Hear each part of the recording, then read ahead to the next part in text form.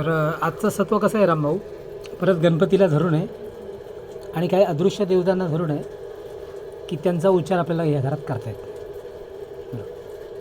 कारण एवढं असतं की परमेश्वराची व्याख्या कोणी लावू शकत नाही.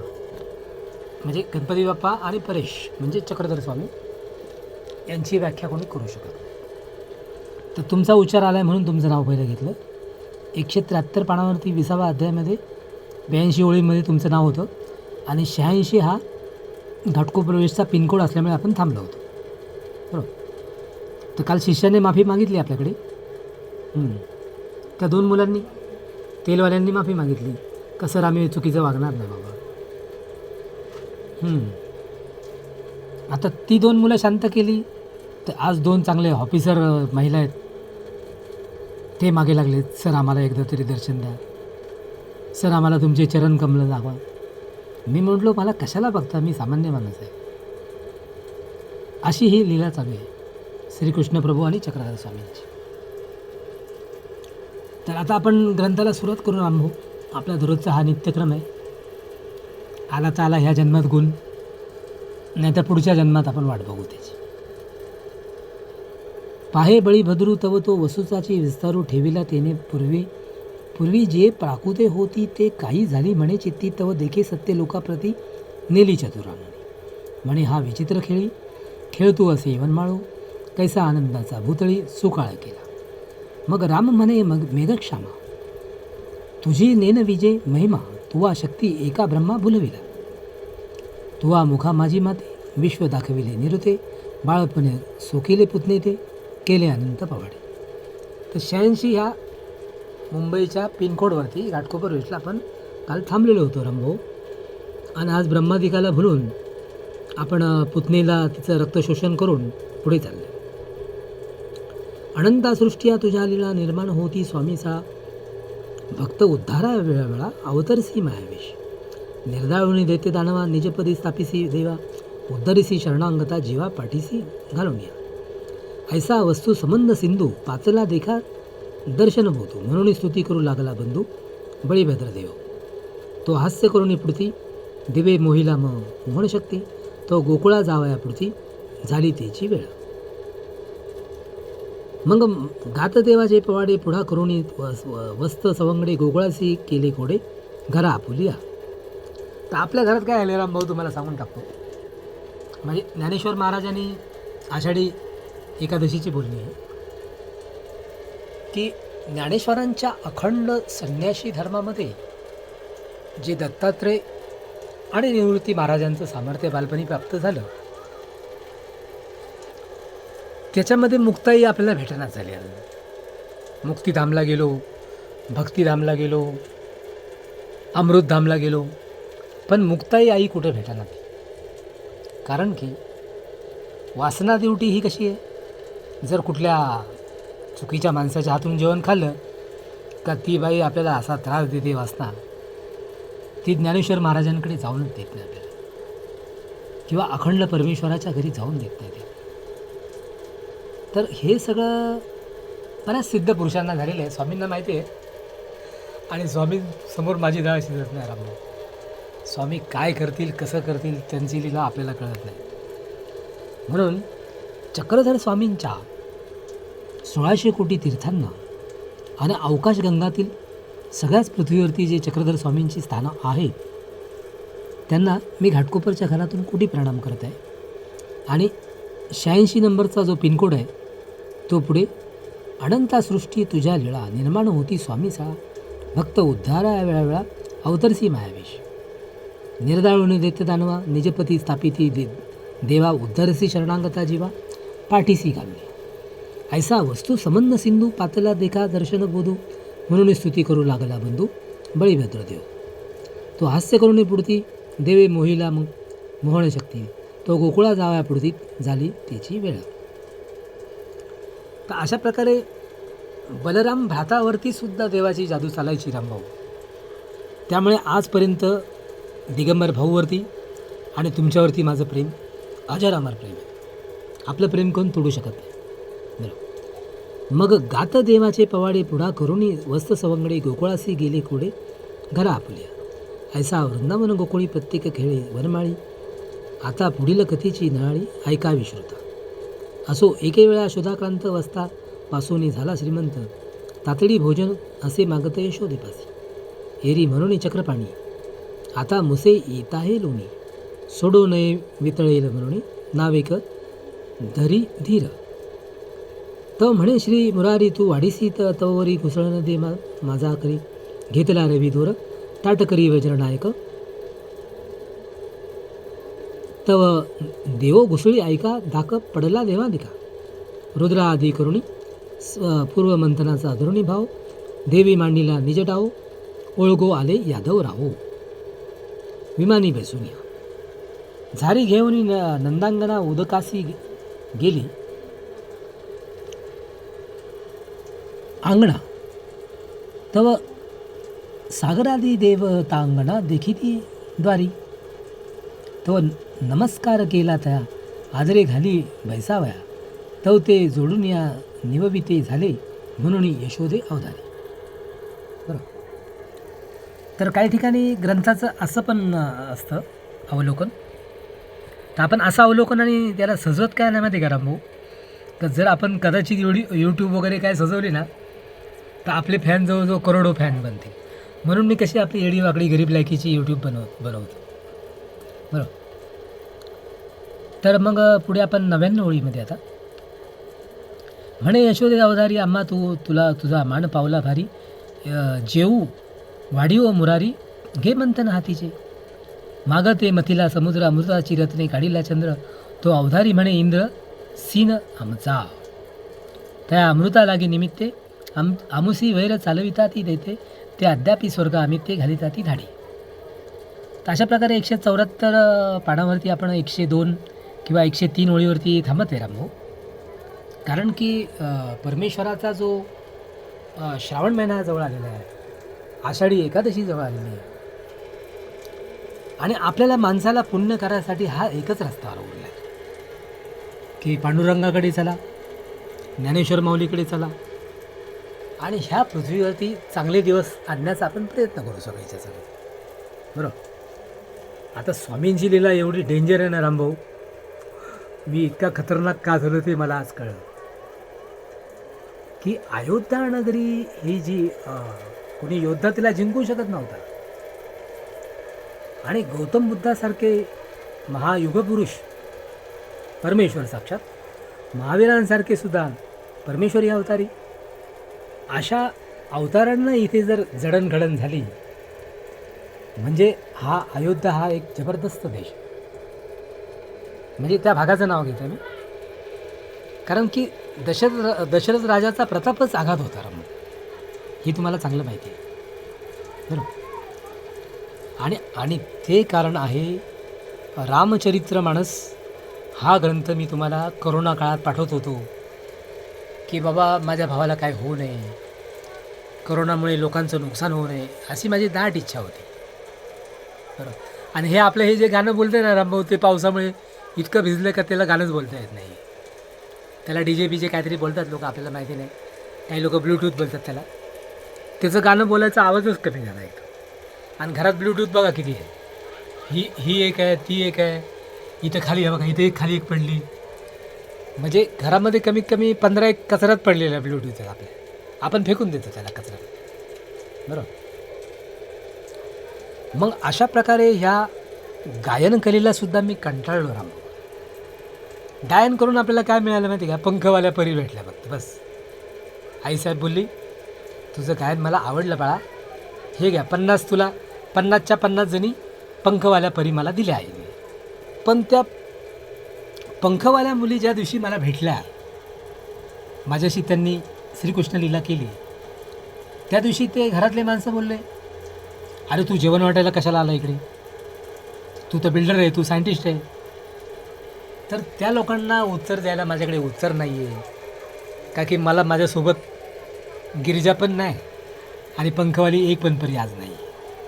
बरोबर. मग त्याच्यामुळे त्या मित्रांचं किंवा त्या बहिणी भावांचं गपचूप ऐकून घ्यावं लागतं की बाबा मी बिल्डर आणि सायंटिस्ट असलो तो घरापुरता आहे, माझ्यापुरता आहे, समाजाला माझा काहीच फायदा नाही असं मी त्यांना बोलून तिथून अंग काढून घरी निघून येतो. आणि ते मित्र तुमच्यासारखे बालपणीचे लंगोटी मित्र असल्यामुळे बळबळ आपलं लग्न करून देत होते. बरं, पण ज्या दिवशी त्यांना आपण असं बोललो ना, परम अप्सर हा परम सुंदर गणपती आहे, तर मला परम सुंदर मुलीशी लग्न करून दे, तर त्या लोकांनी अशा अटी ठेवल्या ना की तू बिझनेसमॅन बन, तू कुठला तरी मोठा ऑफिसर बन, तू कुठला तरी धनाढ्य मनुष्य बन, त्यावेळेस तुला परम अप्सरा मुलगी देईल, अशा त्या लोकांच्या अटी होत्या. मग आपण पण काय केले, वासना ड्युटीमुळे काय काळी फळं येतात बाबा, काय ती पोरं तयार होतात, ती आईबापाला सांभाळतात का तरी. आणि सगळीकडे माणसांचा पसारा पसारा पसारा. म्हणजे दिगंबर भाऊच्या भाषेत बोलायचं म्हटलं तर कीटक, मुंगी, पशु, पक्षी सगळेच मनुष्य प्राण्याच्या रूपात जन्माला आले. मग आता हा 800-900 करोड लोकांचा पसारा सांभाळायचा तरी कसा ईश्वराने. म्हणून पृथ्वीवरती काही चांगल्या गोष्टी होत आहेत, तर काही चुकीच्या गोष्टी पण होत आहेत पृथ्वीवरती. बरोबर.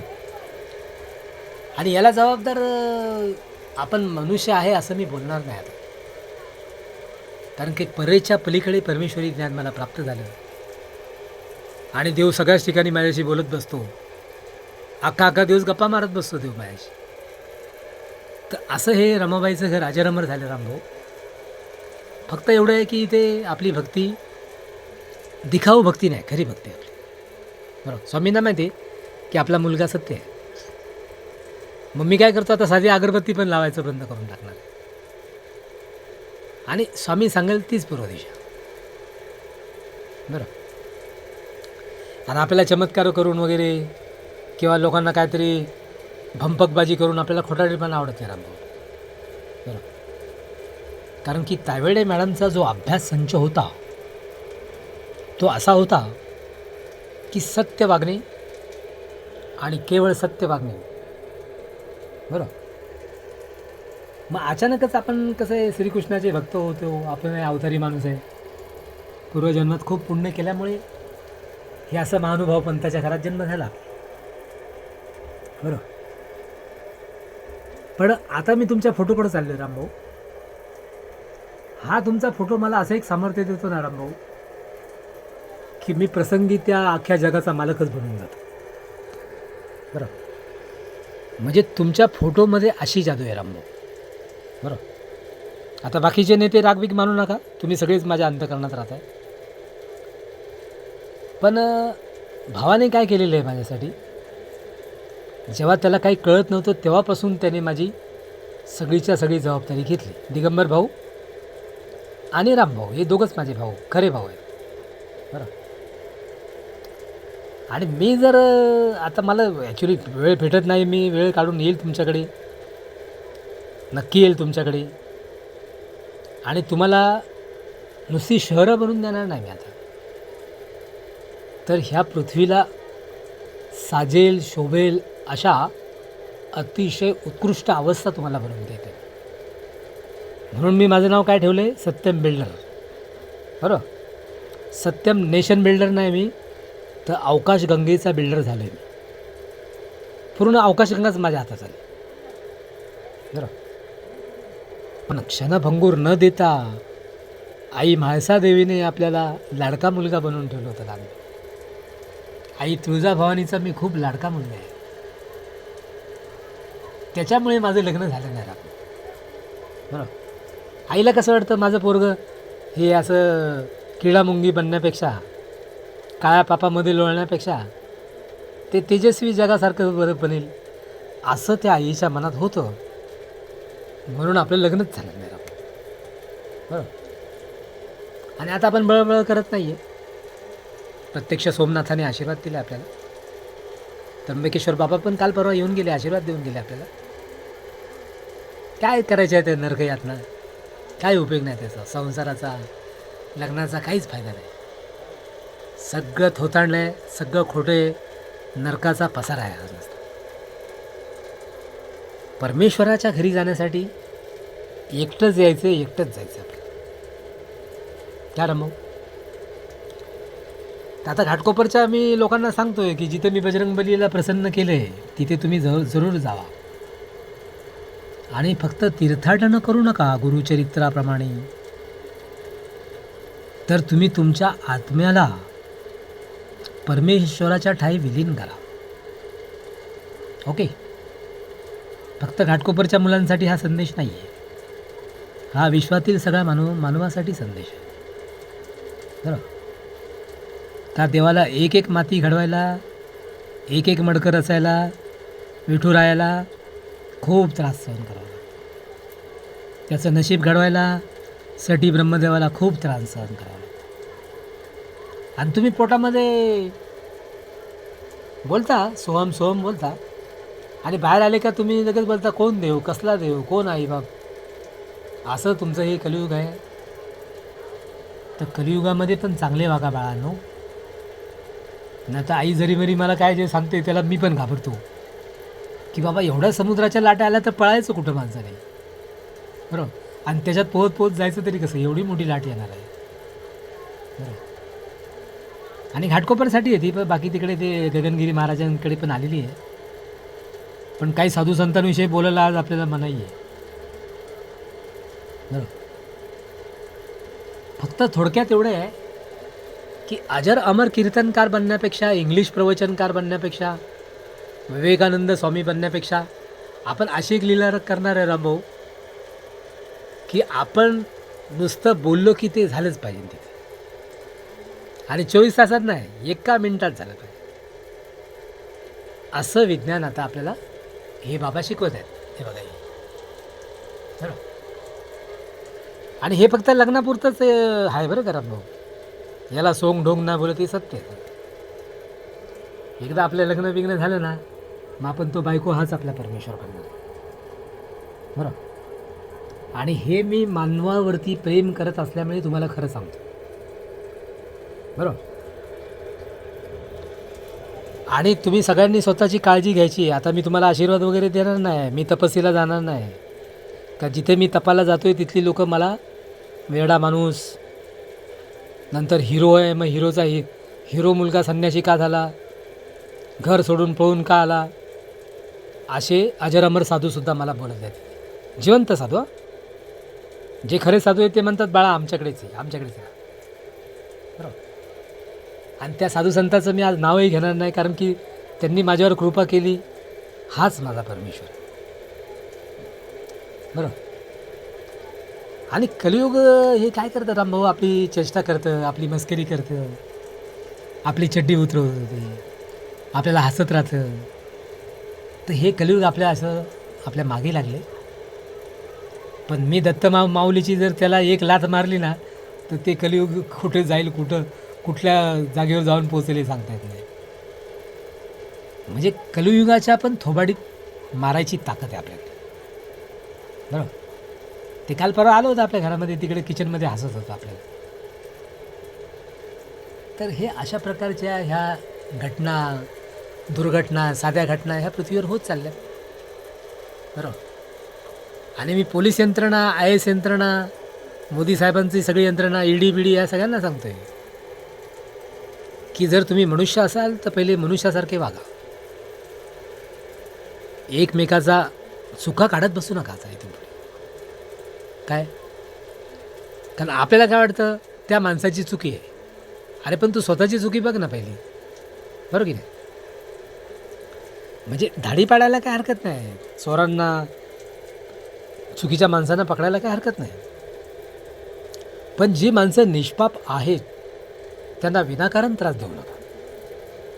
असं मी पोलीस, CID आणि सगळ्याच क्राईम ब्रांचच्या अधिकाऱ्यांना सांगते. कारण की मग जनता मला काय बोलते माहिती काय, साहेब तुमचं BJPचं राज्य खूप चांगलं आहे, पण तुम्ही गरिबांना न्याय का देत नाही. तर मी त्यांना सांगतो, अरे मी पण गरीब आहे, मी गरीबाचाच BJPवाला माणूस आहे, तुम्हाला सगळा न्याय द्यायला आम्ही तयार आहे. बरोबर. आणि मला तर कसं आहे, शिवाजी महाराजांचं राज्य पाहिजे. काय, शिवाजी महाराजांचंच राज्य मला, अख्ख्या सगळ्या पृथ्वीवर शिवाजी महाराजांचंच राज्य मला पाहिजे. कारण की स्फुरदीप्ती आता मी चाललो आहे स्फूर्दीप्ती आणायला परत चाललो आहे. पण यावर्षी कसं रायगडच्या आईला पण जाऊन भेटणार आहे मी. रायगडवरती आई आप प्रसन्न आहे ना, रायरेश्वरी देवी. तिथं माझी करंगळी कापून येणार आहे. आईला सांगणार, त्या शंकराच्या रायरेश्वराच्या मंदिरात शपथ खाणार आहे मी की ह्या समाजाला योग्य वळण लावल्याशिवाय मी माघार घेणार नाही. बरोबर. आणि हे तुम्हाला गणपतीसमोर वचन देतोय रामभाऊ. बरोबर. चला, माझा व्हिडिओ जास्त मोठा झाला का मग ते फेसबुक पण घेत नाही, तो इंस्टाग्राम पण घेत नाही, तो गुगल पण म्हणतो महाराजांचे व्हिडिओ खूप मोठे असतात.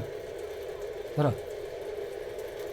आणि हे साधे सोपे व्हिडिओ मी यासाठी बनवतो आहे रामभाऊ, नाहीतर माझ्या मागं अख्खं जग पागल होऊन जाईल. ते बोलेल बाबाला काहीतरी येते, बाबा मला काहीच येत नाही. बाबा हा आहे बघा, मेन बाबा, सगळ्या पृथ्वीचा जन्मदाता बाप. आणि हा बाप हे करून घेतोय, आपल्या स्वतःचं काय नाही राम. ओके. आपण अंशरूपाने त्याचा एक कण आहोत. बरोबर. आपण कोणच नाही राम. ओके. आणि दिगंबर भाऊंना मी हे सांगतो, जर मी काय नेटखट लीला केली, लहान बाळासारखं काय केलं, तर माझा स्वभाव लहान मुलासारखा आहे. मला काहीच कळत नाही आत्तासुद्धा. ओके. चला मग, जय भारत माता. चक्रधर स्वामींच्या करोडो तीर्थांना कोटी नमस्कार आणि दंडवत प्रणाम. स्वामी समर्थ.